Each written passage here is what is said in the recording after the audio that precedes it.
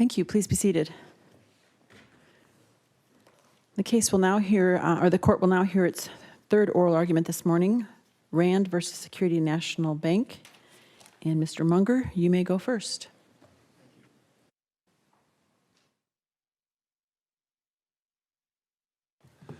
May it please the court, I'm Stan Munger, and by the way, may it please Joel Voss as well. I appreciate the opportunity to be here today representing Todd Rand. Todd is a farmer from the Sioux City area. His father, Roger Rand, it's his estate that we're really talking about here, and Todd's interest in that estate, and then Todd's interest in his own lawsuit against the Security National Bank, which is the executor of Todd's father's estate. What happened was Todd's father, Roger, has an estate of about $20 million, most of it farmland and some cash. And when Roger died in 2016 in August, his attorney, Larry Storm, got a hold of Todd, said, Todd, we need to open up an estate. There's going to be some litigation to collect some debts that were owed to your father, so we need to get an estate open. And petitioned at that point to have an estate opened. It was opened in a probate court, obviously.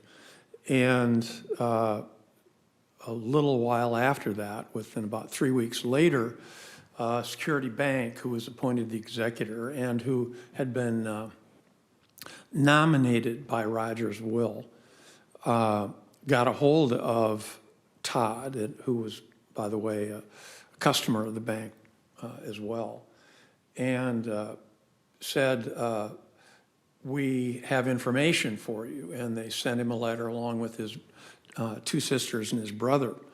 And they said that the letter said, signed by one of the wealth management people for Security Bank, one of their trust officers, said, who's a lawyer, Tammy Gagnon, and said, here are the fees in a probate, in this probate, and here are the fees in a probate, and gave him a form letter along with Tammy's letter saying, if you have any questions, ask me.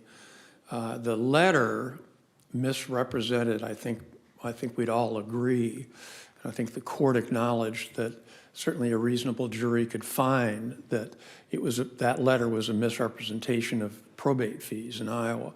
The letter said that probate fees in Iowa were based on the value of the adjusted gross estate, and then it went on to lay out what those values, what percentage of the adjusted gross estate those fees were. It didn't tell Todd that those were the maximum fees that were allowed by the probate code. Check with you on that. I'm looking at the appendix, page 241. I make sure we're talking about the same letter. Are you talking about a letter by the query firm from September 14th of 16? It's September 20th, I believe, of 2016. Let me check. What appendix page is that, Your Honor? Page 240. That's a letter to Tammy Gagnon? None. The letter is at page 236. Well, I take it back. It's at Exhibit A is the estate administration overview, and the letter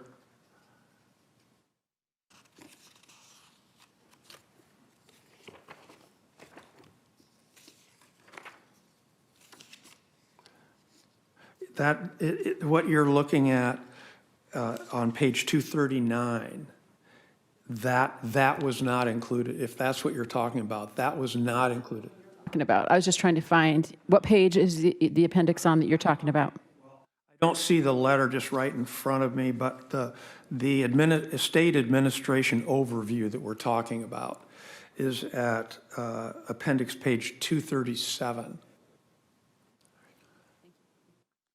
So spell out your damages and how you claim the damages.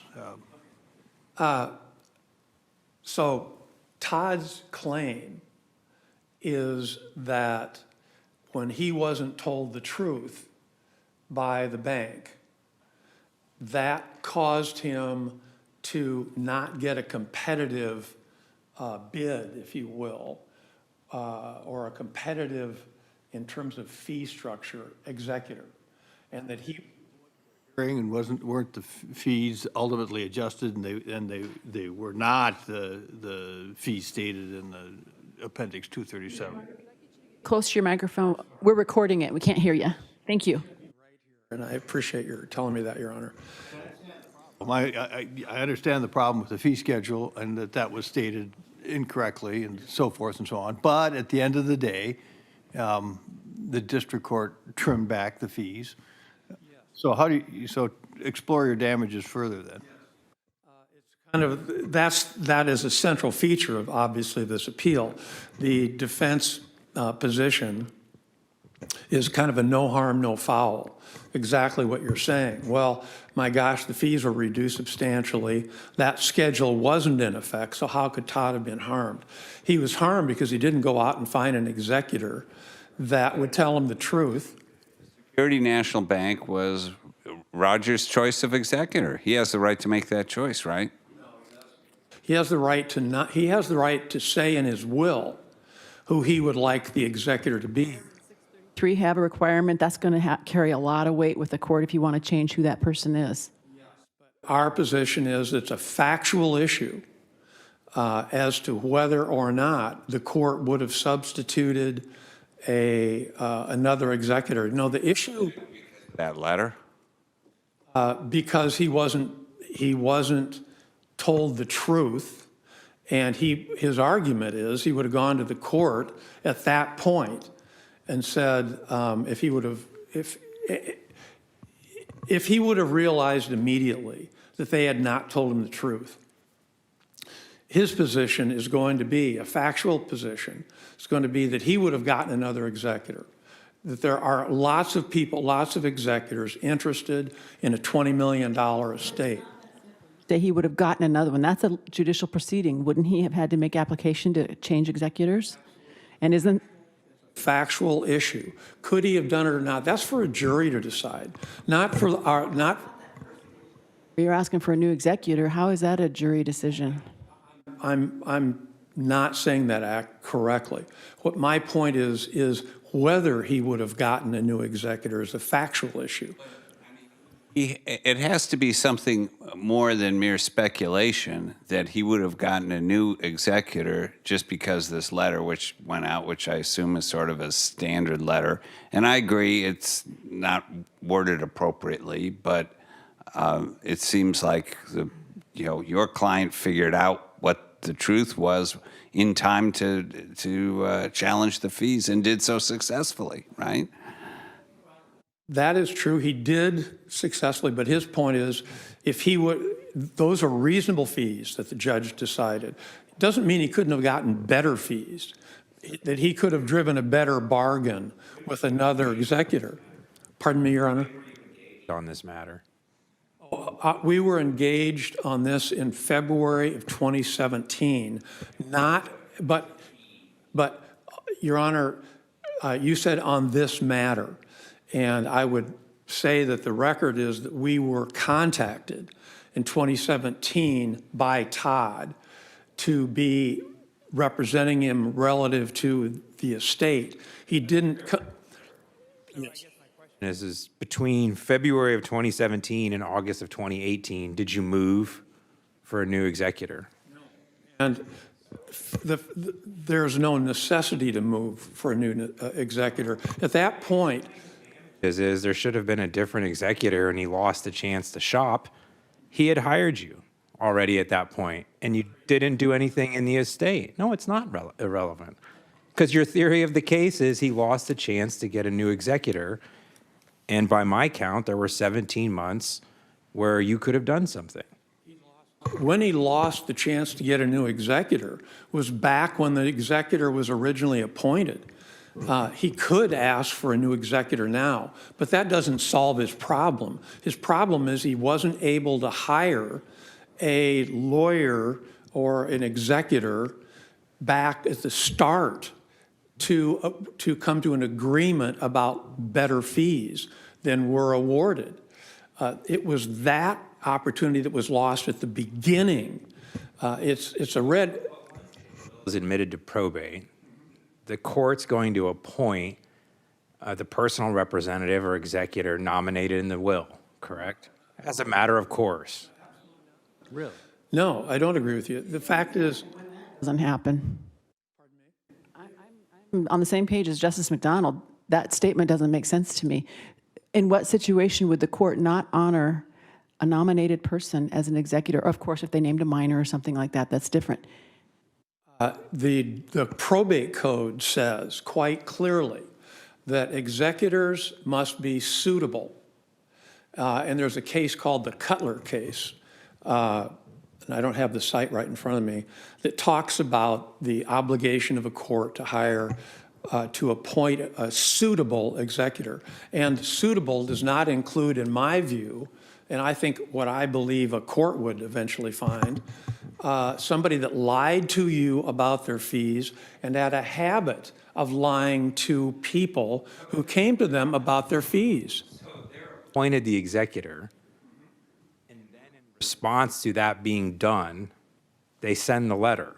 So the appointment has already happened before any of this issue arises. And as a matter of course, the district court will always appoint somebody nominated in a will. Why you're saying that? When the letter's sent, maybe you have grounds to remove, but he didn't do that.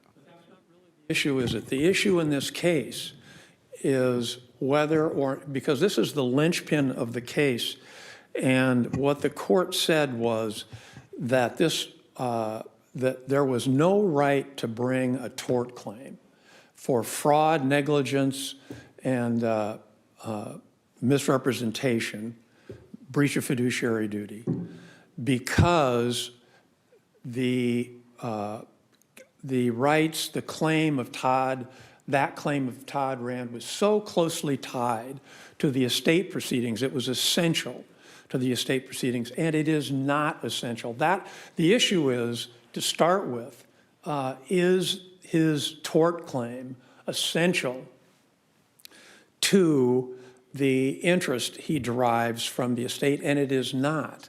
And the cases, including the Lamb case that we cite. Youngblood case and the rationale, can you distinguish that? The Youngblood case, as the court said, is not a controlling case. It has to do with a very different situation where in the probate code, there's a provision that says you can contest a will.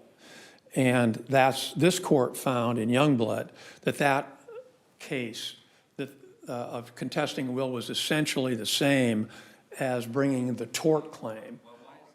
Analogy apply here. I mean, here what you're doing, I mean, in the probate case, you can contest the appointment of the executor and you can contest the fees of the executor. And now you're filing a suit saying that the executor misrepresented their fees and shouldn't have been appointed as executor. I mean, why isn't that just wrapped up? I mean, it strikes me this is sort of a second bite at the apple in an area where it's important to have finality, right? That's kind of the rationale of the Youngblood case. This isn't a second bite of the apple because this is a personal right of Todd, not an estate right. He was the one lied to. He has a different interest and he has different claims than the estate does under say that it's a personal right. If he were able to get a different executor, who would have benefited from that? Well, this case really isn't about him getting a different executor. In a broad sense, it's about whether he could have negotiated, even with that executor, for better fees. He didn't even know to negotiate with them for better fees. It would have benefited, that fees benefit the estate, but his being lied to and having to hire a lawyer and contest the fees and the emotional distress, that's all his personal. Penalty under the probate code during the fee dispute to address his concerns or potential harm? No, I don't think he did. He didn't ask for a penalty.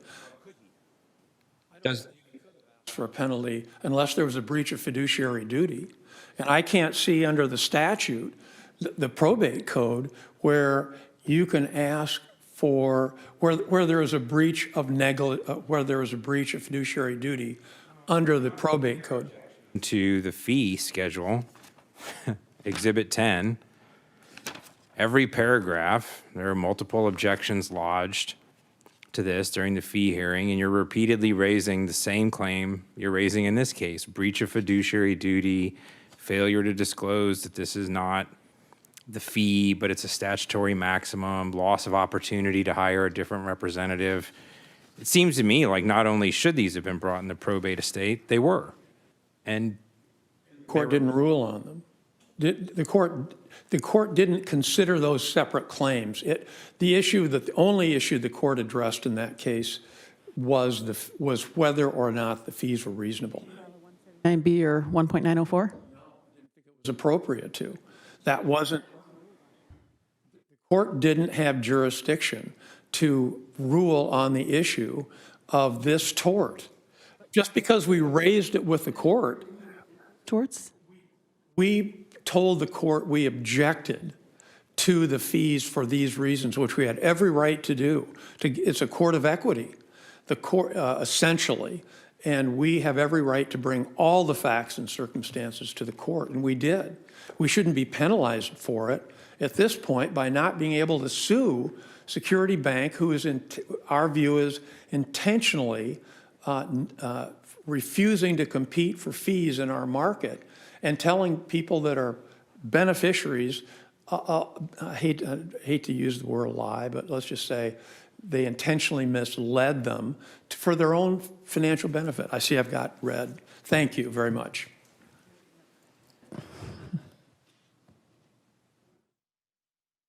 Mr. Voss? Thank you, Your Honor. May it please the court, Mr. Munger. The last line of questioning that the court just asked Mr. Munger demonstrates that there has already been an allegation, evidence presented regarding these claimed breaches of fiduciary duty. There was a decision that was entered. There was a decision that was not appealed. And Under that decision, could the probate court have awarded the individual fees that were incurred? in that proceeding, I don't think that would have been an appropriate measure of damages, no. So I don't think his attorney's fees were awardable there, but there's plenty of instances where attorney fees are not awardable to a litigant, and that doesn't mean the litigant hasn't had their judicial remedy that's available to them. This is a fee dispute, and the fee dispute was litigated and decided. The fact that he hired an attorney to litigate that fee dispute is a decision that he made. That doesn't turn it into a recoverable element of damages. So, Except under some unusual circumstances. I mean, you generally, as you know, you're sure, right. Explore that just a little bit.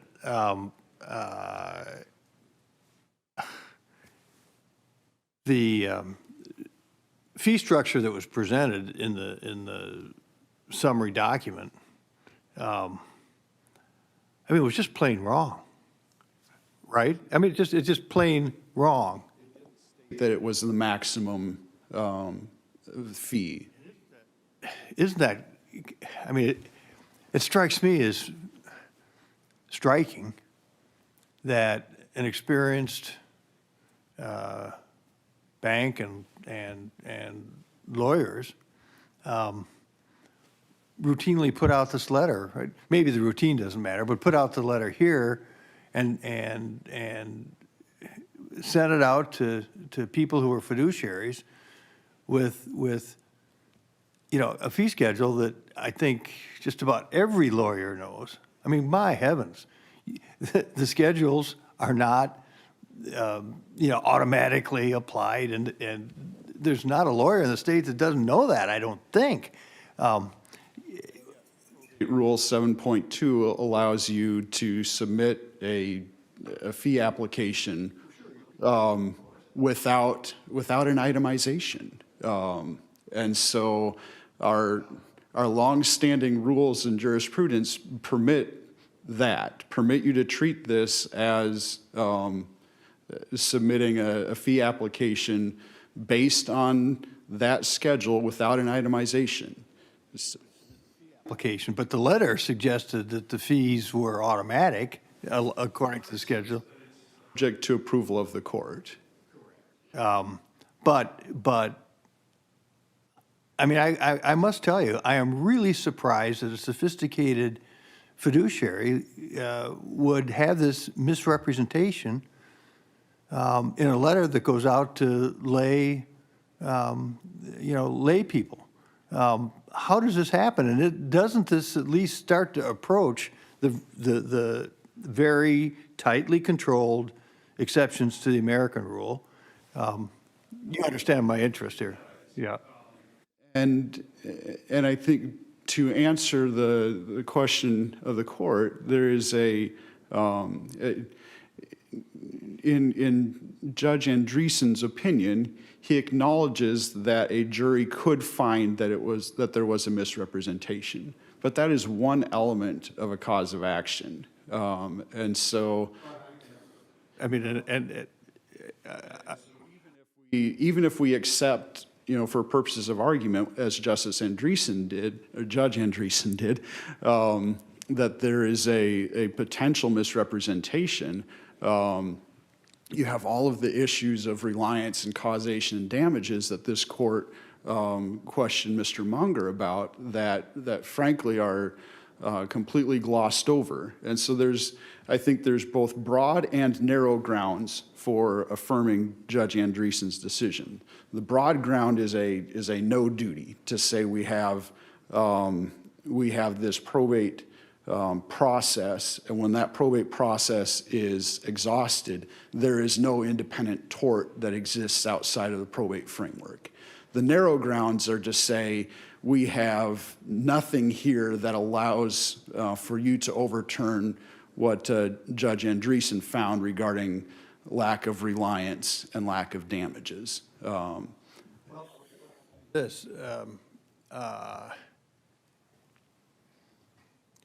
Without the intervention of Mr. Munger, what does the record show the fees would have been? The fee application that was sought was $394,000. Let me ask maybe a somewhat related question. I mean, Mr. Munger did do a good job on behalf of Todd that ended up saving the estate and all the beneficiaries some money. Is there any basis on which his fee could have been awarded in the probate on the grounds that he provided a benefit to the estate? Is there any legal basis for that? I don't think they did. They did not seek that, which there is a provision in the probate code that deals with compensation for what the court, or for what the legislature has termed other fiduciaries. That in theory, other fiduciaries and their attorneys could make application for. It's a section that has almost never been applied or construed There is a case, I apologize, saying that there's a case doesn't help you or me very much, but there's a case where a person who is not formally nominated a fiduciary, but had raised some claims on behalf of a trust, was awarded attorney's fees as under that other fiduciary section on the theory that while they were not formally a fiduciary, what they did provided a benefit to the trust, and therefore it was appropriate for them to be compensated. Which code section that is for the other fiduciaries? It's either 633-200 or 633-202. It's right in that same section as compensation for personal representatives and their attorneys. Could the same result have been achieved under 633-162? So if the district court would have, the probate court would have said, there's a breach of the code here, a breach of fiduciary duty, I'm going to reduce the fiduciary's fees further by another $100,000 or whatever.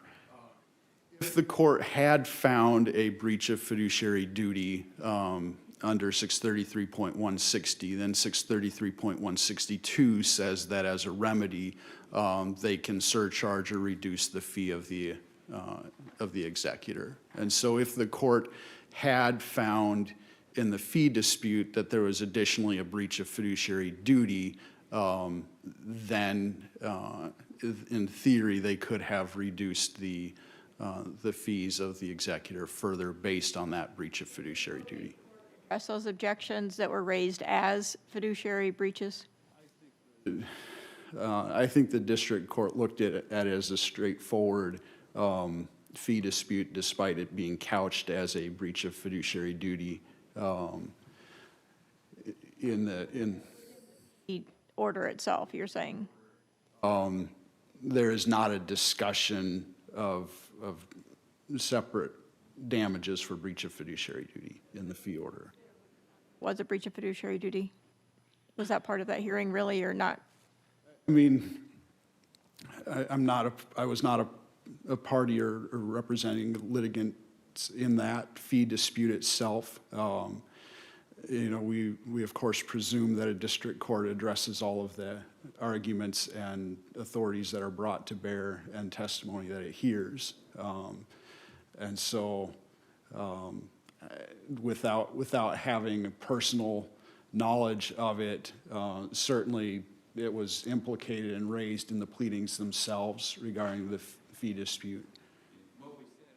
Youngblood was, you know, we didn't foreclose the independent tortious interference with a bequest claim, but we said if you're going to do it, it has to be brought at the same time in conjunction with the will contest. And am I right that, you know, if one basis, if we were to affirm the case, this decision of the district court, we could apply something like Youngblood and say we're not altogether foreclosing a claim such as Mr. Munger brought here, but it has to be brought at the same time as during the probate proceedings in conjunction with a challenge to the executor, a challenge to the fees. It can't be brought outside after the estate is closed. That would be a possibility. I think there's an additional danger here, though, in that 633.160 sets out what the grounds are for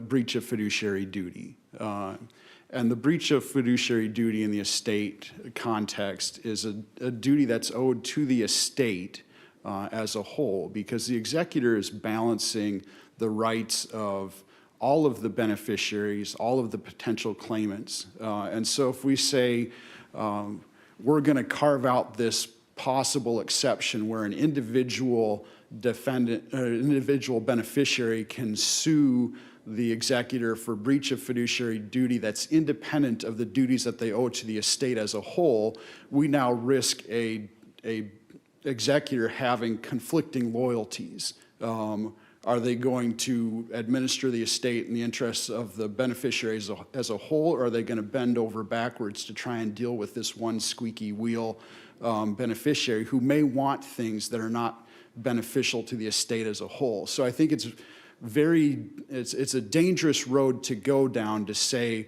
we are going to carve out a potential claim for an individual beneficiary to raise against the fiduciary rather than measuring the conduct of the executor in the context of how have they administered the estate as a whole.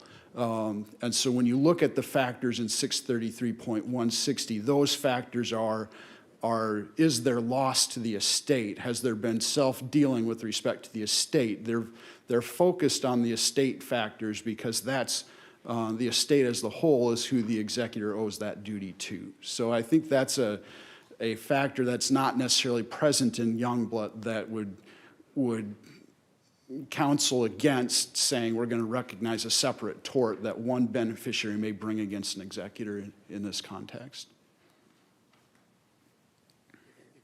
Allow an independent case for Mr. Rand here. Is he getting a second bite at the apple? I think while Mr. Rand would argue that this is not, inextricably bound up with the estate proceedings, it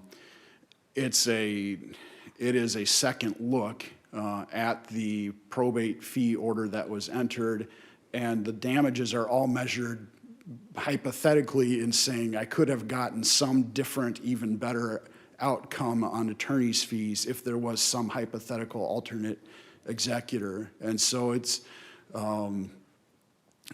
it has already been decided, and you have to measure the damages of this. You have to say there would have been some outcome that was even lower than the reasonable fees that were awarded in the Up, your position is they had a right to challenge the executor. They had the information with which to challenge the executor. They didn't do that. The appointment or continued appointment of the executor didn't do that. That issue's over. They had a right to challenge the fees. They did challenge the fees. They prevailed in part to a large degree on that challenge. That issue's over, and there's nothing more to litigate. Is that what you're saying? and perhaps a better summation than I would have made myself. So. Okay, thank you. Mr. Munger?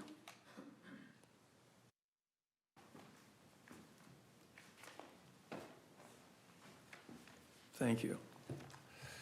Always interesting hearing the other side.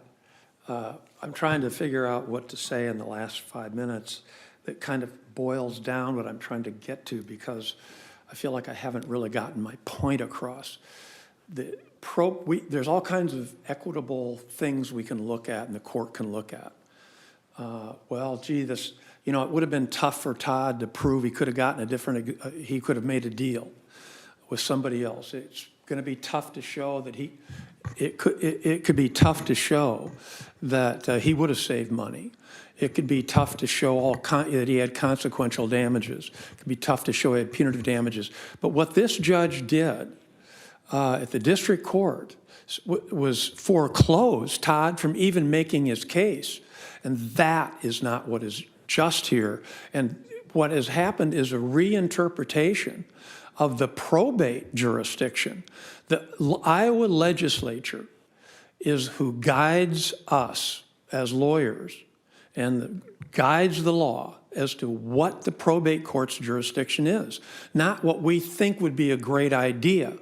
The probate court said the legislature said specifically, the district court sitting in probate shall have jurisdiction of the probate and contest of wills, the appointment of personal representatives, the granting of letters testamentary and of administration, the administration, settlement, and distribution of estates of decedents, whether such estates consist of real or personal property, and construction of wills. This tort is none of those things. Maybe you say to yourself, hey, I agree with Judge Andreessen. Munger and his client are going to lose. There's no way to prove these things. But what Judge Andreessen did was say, as a matter of law, Todd doesn't even have, Mr. Rand doesn't even have the right to bring Security Bank to the table and punish them with punitive damages. Give them a spanking. Say, you can't do this. Right at the apple that Justice Waterman is referring to? We just heard from Mr. Voss the concession that the fiduciary isn't liable to the beneficiaries on an individual basis. And he's just said that the question was, well, under 633-160, was there some remedy? 633-160 says that the remedies are to the estate, not to Todd. That's what torts are all about, is remedies for individuals. The probate court's only jurisdiction is to deal with the estate as they've been given that authority by our legislature. And I point out that the legislature has been told has told the district court not sitting in probate what its authority is. And the probate. I'm envisioning a situation like this. Let's say it's not a situation with wanting a different executor, but we all know how beneficiaries can be towards each other. It's kind of like a divorce after parents have died, and lots of families get busted up over this. A few years later, Sally's really mad at Bobby Still for what he got out of the estate. It's a done deal. Are we going to allow people to start filing all of these types of lawsuits about, a type of tort, like you're saying, about some action that happened within the probate proceeding that may have affected the outcome? How do we ever bottle that up? Because they'll hate each other till they die. Response is, you're asking, with all due respect to this court and to you, Your Honor, you're asking the wrong question. The question is a simple one. What did the legislature say that the authority and jurisdiction of the probate court was? And it does not include this separate tort. This tort and these torts, breach of fiduciary duty, negligent misrepresentation, fraud, we've always had those causes of action that people can bring against them in the probate court. It's an equitable court, and I was telling the court, this isn't fair. These fees aren't fair. There's no jurisdiction over these claims, but these are the claims that you raised in the objection to the fee. To answer your question, did the court rule on whether or not there was a breach of fiduciary duty? It did not. Didn't even address it, probably because it didn't have jurisdiction. 79B.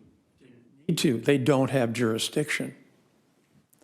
So That you're saying you didn't have jurisdiction to ask for?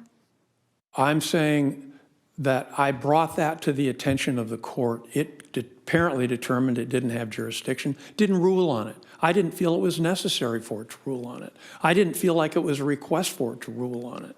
I felt like the court should know this. And we have this opportunity to bring a separate lawsuit for attorney's fees, punitive damages, and to bring this to protect the personal rights, not the estate of Mr. Rand. Thank you so much. I appreciate the opportunity to be here. Rand versus Security National Bank is hereby submitted, and court is adjourned for the morning. Hear ye, hear ye. The Honorable Supreme Court of the State of Iowa is now adjourned.